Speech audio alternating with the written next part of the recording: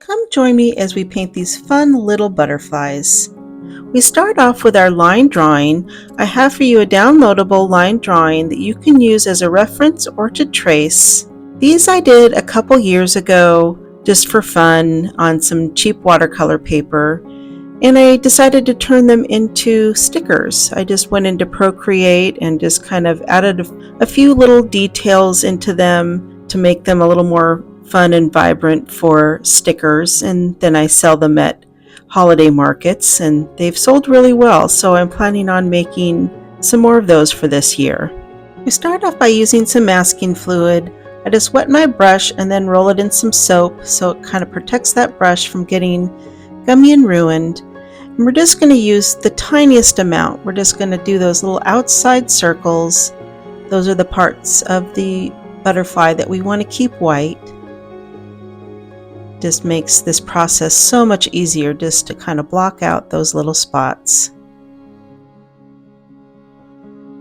It's pretty easy and fast, and make sure you let it completely dry before we start the next step. We're going to be using some Quin Gold, some Azo Yellow, and some permanent orange, and you really can use any yellows and oranges you have. Just kind of pick some of your most vibrant ones. And then we're going to use some Paynes Gray and some Moonglow for the darker parts of the butterfly. We just start off with some watery yellow, and I'm going to do each quadrant of this butterfly a little bit differently. My first approach here is just to work on the yellow parts of the butterfly. We're just kind of getting our base layer of yellow down. And we can build the vibrancy as we go, so don't worry about that. And if you go outside the lines, that's no big deal either, so don't worry about being perfect on this part of the butterfly. Now we're going to bring in a little bit of that orange. We're going to kind of tap it at the ends, just kind of let it bleed in there, just kind of spread softly.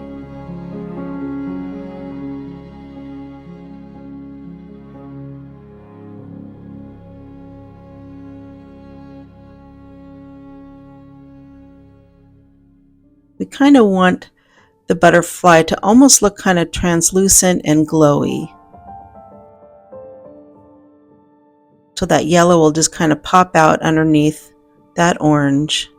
I'm going to drop in a little more yellow, kind of continue to build that vibrancy while everything is still wet. We just want it to all melt together.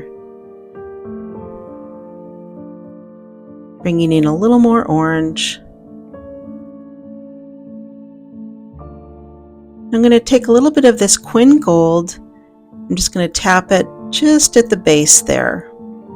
It's almost kind of going to look like ombre. It starts off dark and kind of works its way to light. Just love this Quin Gold. It's got a kind of vibrancy to it. It's kind of an orange, it's kind of a yellow, it's kind of a gold, and it's very versatile. And if you don't have that color, you could mix kind of an orange and maybe one of your warmer, brighter reds, and just kind of try to get just a little darker tone than the orange that we're already using. And then we just do the same technique on all the other quadrants of the butterfly. We're just going to work on this last one. We're just going to approach it the same way as the first one. By the time I got to this one, I was a lot faster. I'd kind of worked out my technique by now.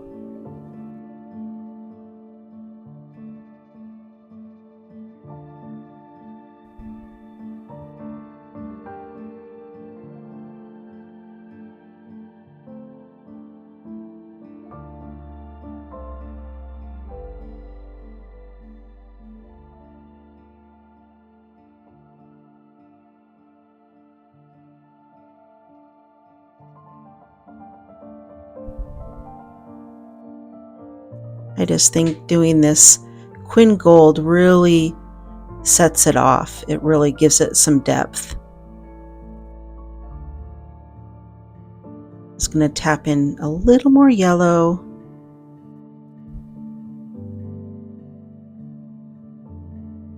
And I'm going to work on that upper quadrant again. I'm going to do a little bit of my micron pen. It's waterproof and it's going to help me kind of know exactly where I'm putting my darker color. It'll keep those edges looking crisp.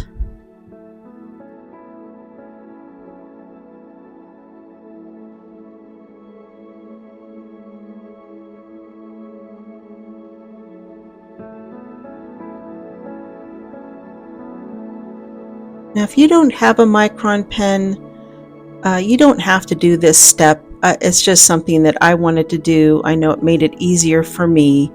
And when I make this into stickers, that crisp line will be very helpful. Now I'm just starting off with my Paynes gray. Not really liking the feel of this. I'm so used to working wet on wet, but I need control. So I'm doing a wet on dry. And this Paynes gray is just kind of feeling chalky. I don't know if it's the brand that I have. There might be other brands out there that are a lot smoother than this one. This just happens to be the Paynes gray that I have. And I'm just going to finish this quadrant with the Paynes gray, and I'm going to, each quadrant I'm going to do a little bit differently, and we're just going to kind of see which one works the best. But if you're just watching this but not painting right now, I would say this was my learning portion of the butterfly, and that the next ones are going to work a lot easier, and I've got a different way of approaching this. But you know, it's all learning, and the fun thing about this was that the way the butterfly is separated, I really can do each one a little bit differently. In the end, it all ties together. You can't really tell that I approached it differently on each portion, but now I'm using a very tiny little brush here just to kind of get around those little curves and edges. And yeah, I'm struggling here. But you know, part of this is me showing you where I've learned and where I've struggled and how we can do this better. And it is meant to be a crisp, bright butterfly and not all flowy and fluttery and flying through the sky. I really am going to be creating these into more stickers. And it's just kind of fun just to kind of practice and just doing something bright and summery. Okay, for this next portion, I'm starting off with my Moonglow, just kind of a watery mixture, and I'm just going to place that in there first before using any Paynes gray. It's kind of a purpley gray color. It's a Daniel Smith color that I love. I use it so much in my paintings, whether it's making colors darker, adding in shadow. But for this, it's actually making a really good base layer. And it's going on so smoothly. That Paynes gray on the other portion was just a challenge the whole way through. And even though this is a little sped up, you can see how much easier this is. It's just gliding on. And I didn't do the pen on this one at this point. I just wanted to see how well it worked without any of the pen. And now I'm just dropping in some of that Paynes gray, and it just kind of melts in there with the Moonglow. And some of that Moonglow will kind of pop out in places. So it'll kind of give it a little more dimension and interest.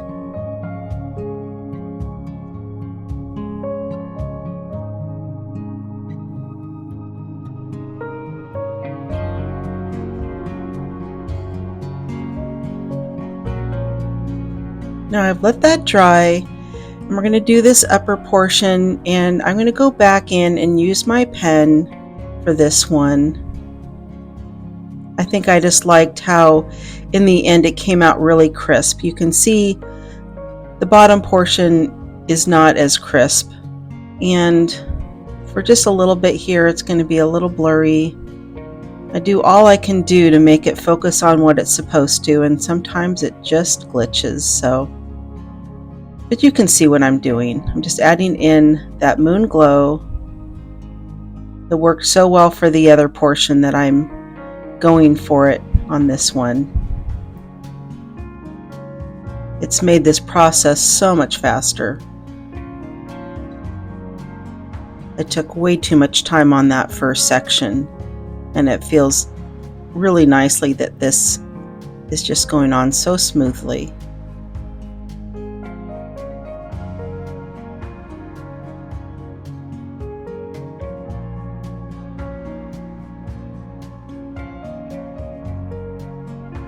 I'm using a number 1 brush. I use the number 1 for almost everything.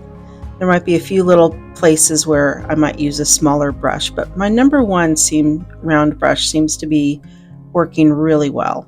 And then back in with our Paynes gray.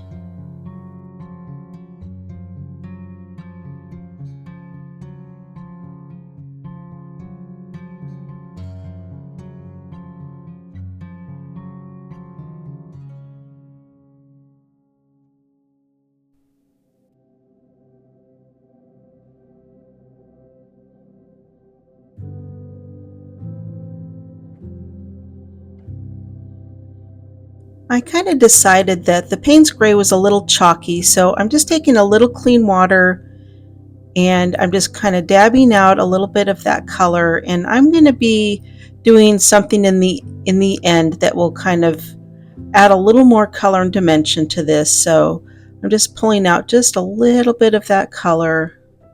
I want it to look a little more transparent for the moment.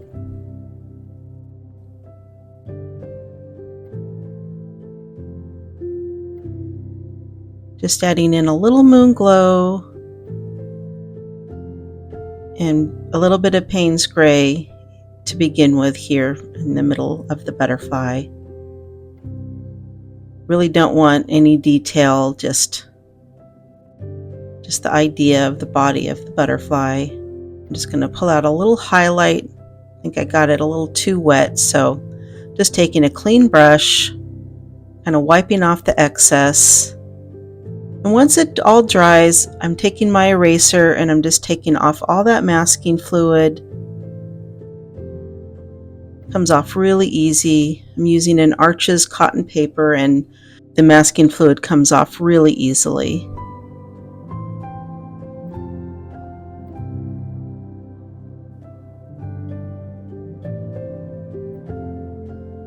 I'm just taking my pen, I'm just kind of crisping up those little circles.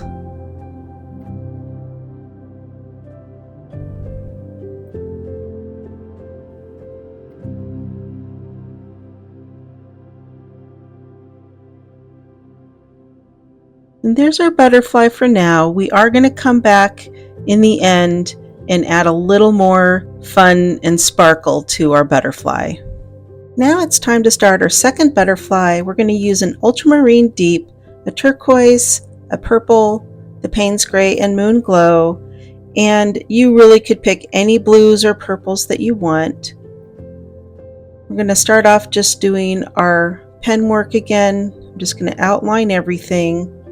We're going to kind of approach this one totally different, and adding these pen marks now will help us know where all these little colorful markings are going to be located, because once we paint we might lose some of these pencil marks. So since we're kind of going for that crisp look, we're just going to outline the whole thing. This butterfly is going to go a lot faster than the first one. And just take your time outlining so you don't make any mistakes. Kind of felt like a kid coloring in a coloring book. So I'm just going to wet the whole butterfly. I think I didn't let my pen dry enough, so you see a little bit of that pen mark coming off, but it won't bother anything. It's waterproof as long as you let the ink dry first. So I'm taking some of my ultramarine deep. I'm just going to put that on the bottom part. or the part that's closest to the body. I'm going to bring in my turquoise. And we are going to be using that Paynes gray in the end, but this blue will just kind of pop through and kind of give it a little bluish highlight.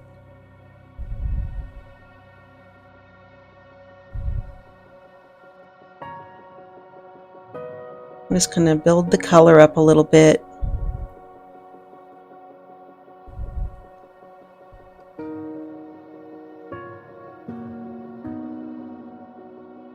You can make this as bright as you want.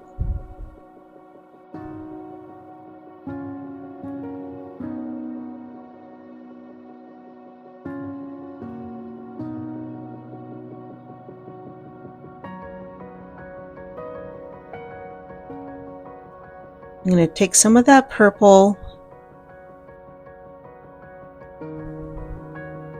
just let it spread into the blue. So we go purple, blue, teal.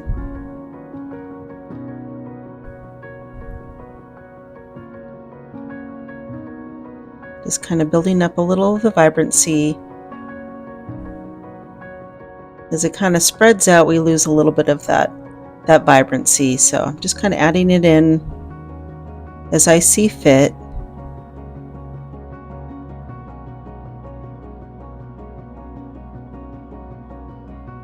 Then I just decided to add a little of that purple at the edges. Like I said, that color will kind of pop through a little bit once we do the Paynes gray.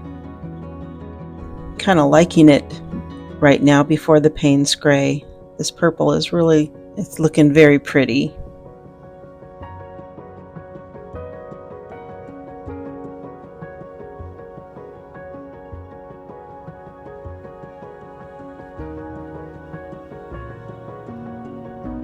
I'm just taking out a little bit of highlight. Don't want to pull all the color out, but I'm just kind of adding in just a few little highlights so it doesn't look like it's all one color and all one tone. Now I let that fully dry, and now I'm going in with my Moonglow, getting that base layer in. If I were to do this again, I probably would use just the purple and not even worry about the Moonglow, but I'm just kind of doing what I did on the last one.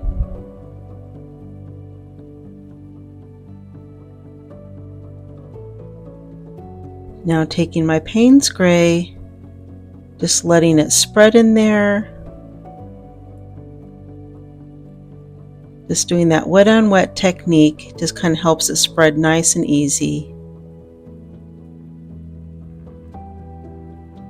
And once it dries, you will be able to see where that purple and teal kind of pop through.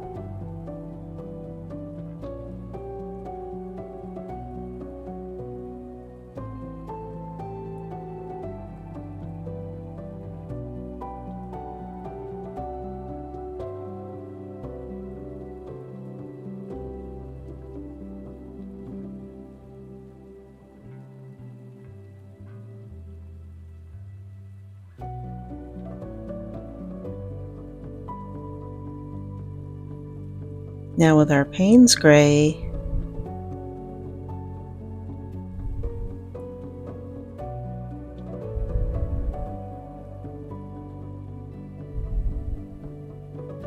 I think this butterfly is kind of turning out to be my favorite. I'm really enjoying the blue and the purple.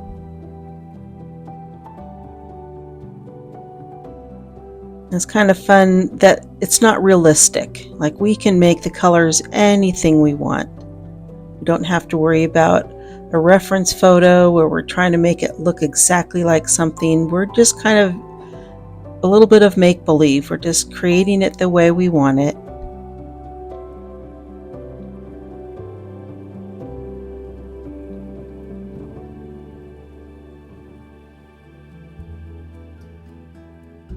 We let that fully dry, get off that masking fluid.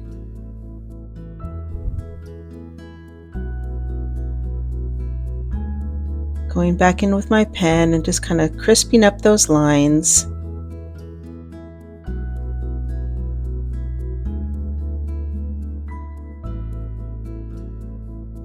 It's hard to get perfect little shapes with masking fluid.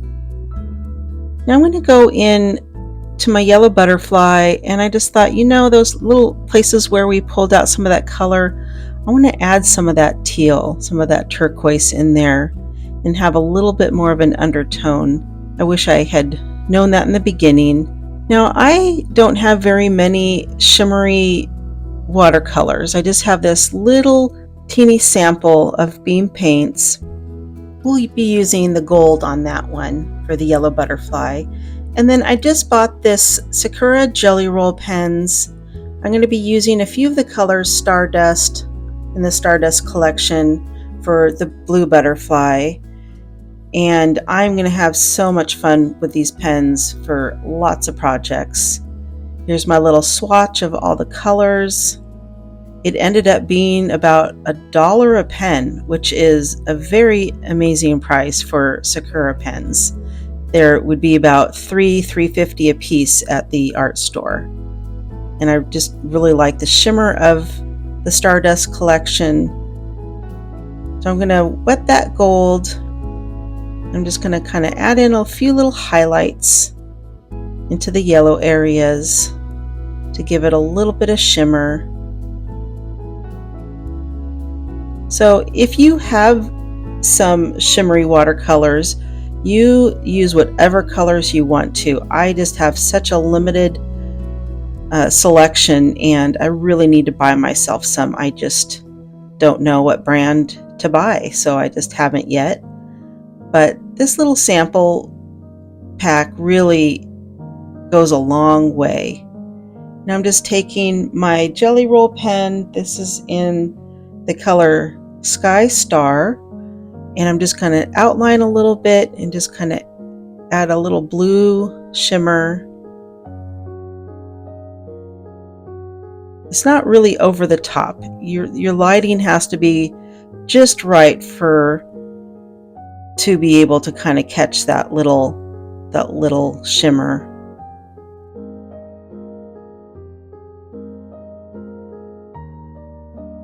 It just kind of added a little fun and whimsy to our butterfly.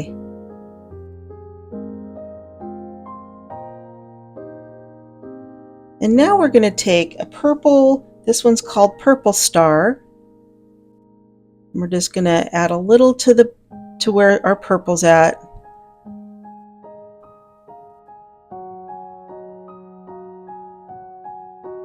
Now I'm taking that Sky Star again. I'm just going to add some around the blue. The pens are kind of thin. I can't remember what size number these are, so it goes on very thinly, but I just want a little bit of an outline. I don't want to color in all of my blue. I just want to go right around the edges. It's very subtle.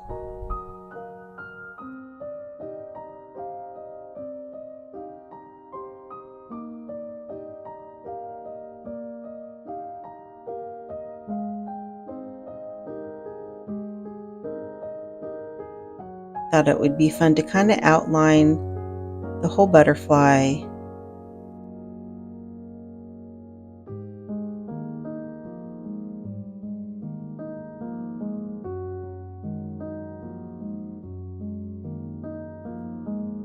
So how are you liking this shimmer? Is it something that you would like to do on your paintings? I think it's kind of fun, it's whimsical. I really need to buy myself some shimmery watercolors. Just let me know in the comments if you own some and have a brand that you'd like to share with me. Here are our fun, vibrant butterflies. I hope you had fun on this tutorial, that you learned something new, that you want to try something new, and that you want to give this tutorial a try. I hope to see you on the next one. Happy creating, everyone.